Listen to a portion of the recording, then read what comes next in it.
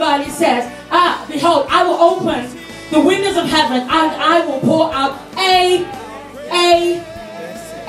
blessing. It doesn't say multiple blessings, it said a blessing.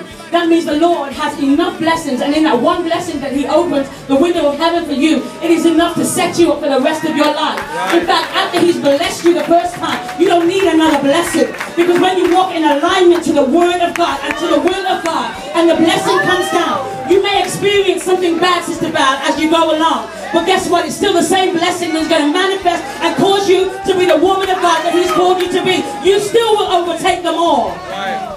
But sometimes we allow the little things to distract us and to take us off focus when that is the plan of the enemy.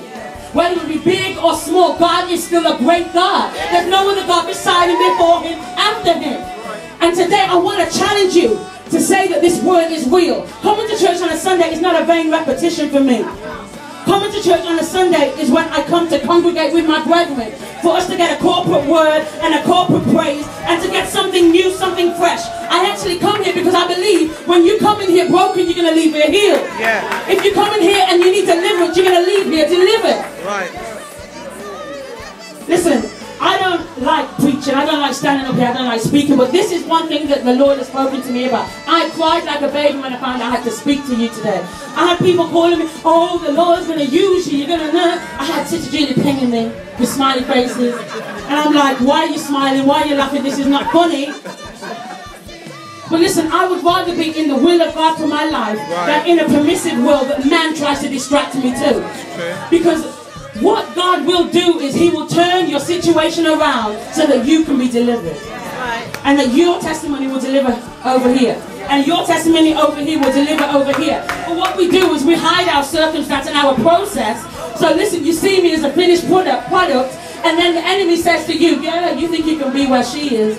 She's fine, she's perfect, her life was rosy. Because we don't share our process. But I'm sharing my process with you this morning. And I'm letting you know that I felt like death itself. I know that it was a plan of the enemy for me to lose my mind. I went through the process of when I was praying, it was like, well, why are you praying, Beth? Why are you praying? What are you going to say? What answer are you going to get? He already told you you're not going to understand. So what do I do when I hear these negative thoughts and these negative words? You have to replace those negative thoughts and negative words with the Word of God. Because only the Word of God is the absolute truth. And then when your mind decides to go somewhere else, you're seeing something else, you're going over here, you're going over there, and you can't understand, you turn back to the Word of God. He said, I will never leave you or forsake you. He won't leave you hungry. He won't leave you without clothes. He won't leave you without shelter. Listen, if anybody has your back, God has your back. And if anybody takes anything away from this morning and what I'm saying to you, is trust in the Lord.